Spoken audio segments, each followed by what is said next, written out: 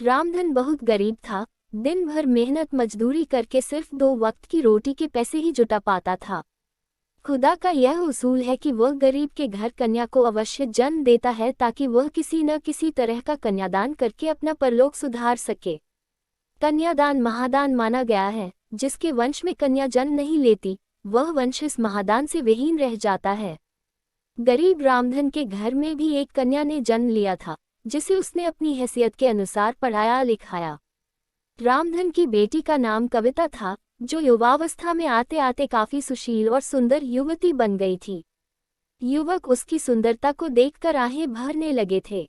एक दिन रामधन के मित्र गोपाल ने उससे कहा, मित्र, अब तुम्हारी पुत्री कविता भी विवाह योग्य हो गई है। लड़की पराया धन होती है, और पराया धन अपने पास ज्यादा समय तक नहीं रखना चाहिए। चोर लुटेरे सरेआम घूमते फिरते हैं, इसलिए अपनी पुत्री कविता का विवाह योग्य वर देखकर जितनी जल्दी हो सके संपन्न कर दो।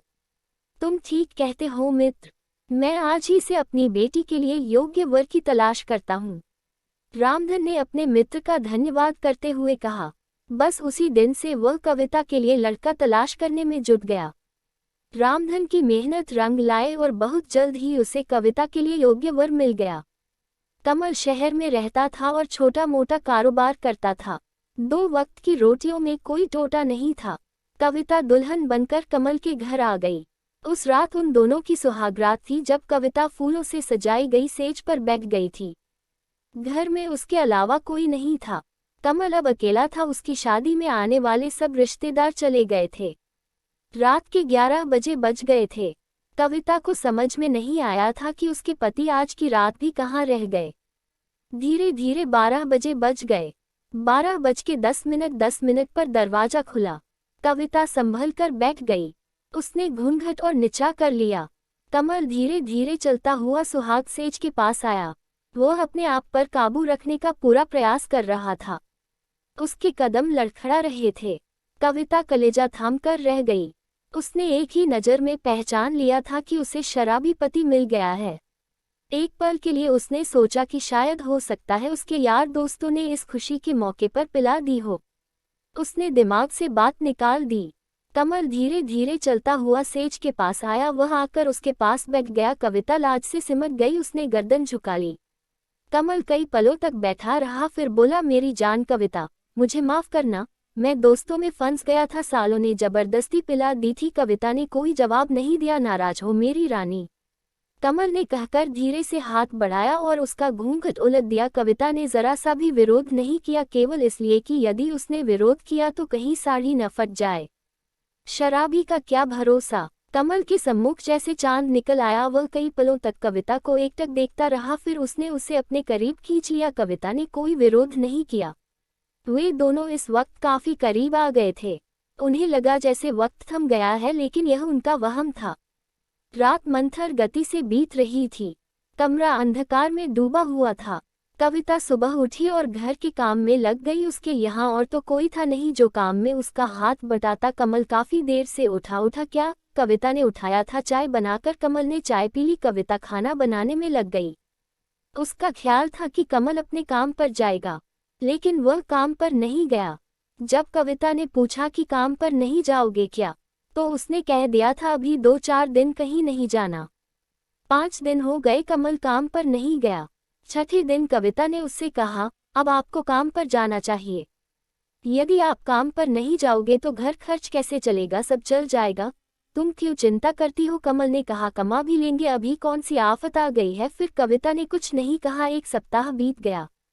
कमल हर रात को पीकर आता था और उसके चिपक जाता था, जैसे वह उसकी वासना की तृप्ति का सामान हो। कविता बुरी तरह परेशान थी, परंतु करे तो क्या करे। उसने कई बार दबी जुबान से कहा भी था कि आपको शराब नहीं पीनी चाहिए, लेकिन कमल ने उसकी बात पर कोई ध्यान नहीं दिया था।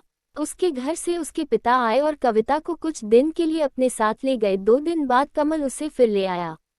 उस दिन शाम को कमल के 2 मित्र घर में ही आ गए। उन तीनों ने एक साथ बैठकर शराब पी।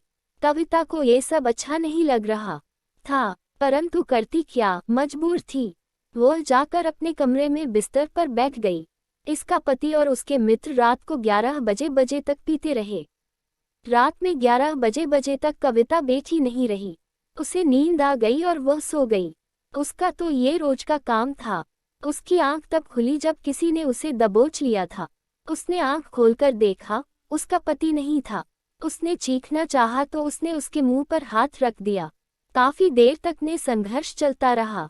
आखिर में उसने कविता को दबोच लिया, किसी हिरनी की भांति, जैसे कोई सिंह दबोच लेता है। कविता रोती रही, वह उसके चुंगल में कसमसाती रही और उसकी इज्जत लुटती रही थी। वह सोच रही थी कि उसका पति किस काम का, जिसे इस बात का भी ज्ञान नहीं कि उसकी पत्नी के साथ क्या हो रहा है। उसके पति का वह साथी अपनी मनमानी करके चला गया। रात्रि के करीब 3 बजे उसका पति कमल उसके पास लड़खड़ाते हुए कदमों से आया। उसने कविता को छूना चाहा तो उसने उसे दूसरी ओर धकेल दिया। वह पलंग से नीचे गिर पड़ा। बेशर्म, तुम्हें डूब मरना चाहिए, कविता ने पागलों के समान चीखते हुए कहा। क्यों, क्या हुआ ये तुम पूछते हो? क्या हुआ? कविता ने उसी तरह चीखकर कहा, जिन्हें तुम अपना दोस्त कहते हो, जिनके साथ तुम शराब पीते हो, जानते हो उनमें से एक ने क्या किया? क्या किया? उसने मेरी इज्जत लूट ली। हाँ हाँ हाँ, अच्छा तो तुम इस वजह से नाराज हो?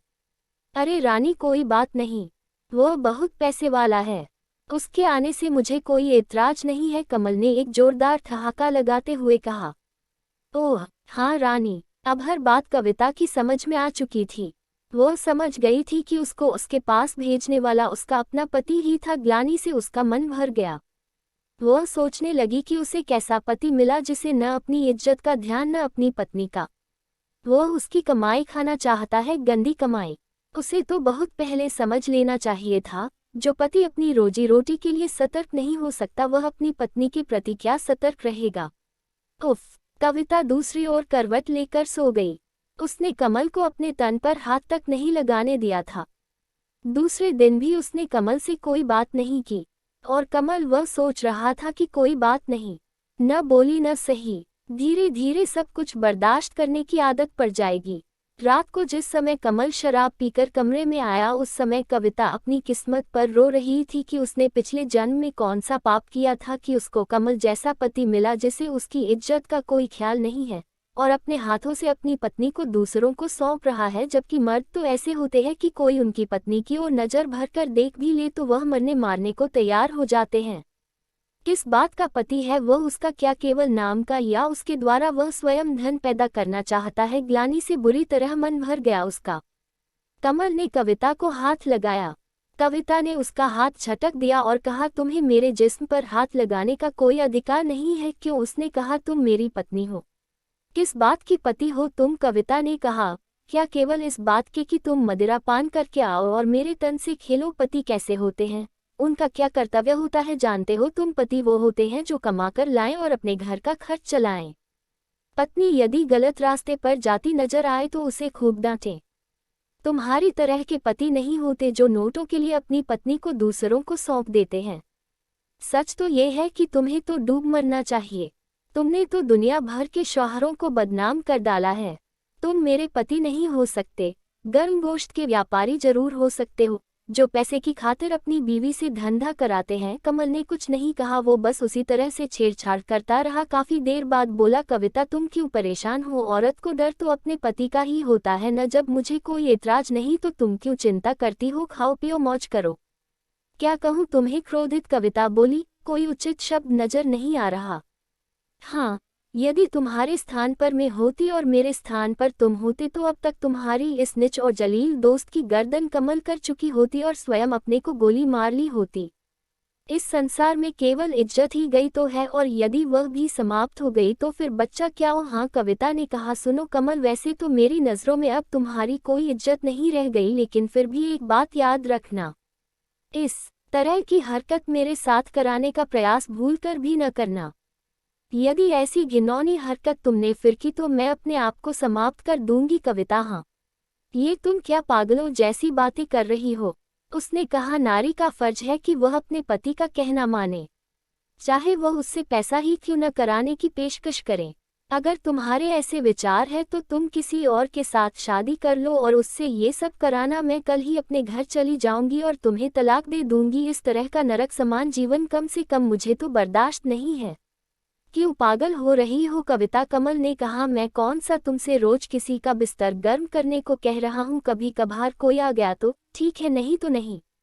तुम क्या समझते हो मुझे? उसने कहा, मैं कोई वेश्या हूँ जो अपने तन का सौदा करके तुम्हारा पेट भरूंगी? अरे अगर तुम कमा नहीं सकते तो डूब मरो या घर में चूड़ियां पहनकर बैठ जाओ। नारी तो पुरुष की इज्जत होती है। किसी ने कहा है, नारी सर्वत्र पूजनते। कहते कहते कविता हौंफने लगी और कुछ देर खामोश रहने के बाद उसने कहा, तुम इन सब बातों को तभी समझ सकते हो जब तुम्हें अपनी इज्जत का ख्याल हो। तुमने तो ये अंगूर की बोतल ऐसी गले लगा रखी है जिसने तुम्हारे सोचने समझने की शक्ति को समाप्त कर दिया है। अगर तुम में थोड़ी बहुत भी बुद्धि है तो इस शराब को छोड़ो और अपना काम करो। शराब पीने वालों का यही हाल होता है, उनके घर बर्बाद हो जाते हैं। सच यही है, शराब आदमी को सोचने समझने की शक्ति को समाप्त कर देती है। कमल ने उसके बाद कुछ नहीं कहा। वह दूसरी ओर करवट लेकर सो गया। कविता भी करवट लेकर लेटी रही। कविता ने इस बात का पक्का निश्चय कर लिया था कि यदि इस बार उसके पति ने इस प्रकार की हरकत कराने की कोशिश की तो वह अपनी जान दे देगी। 15 दिन गुजर गए, कोई बात नहीं हुई। कमल ने काम पर जाना प्रारंभ कर दिया था, लेकिन उसने शराब पीनी बंद नहीं की थी।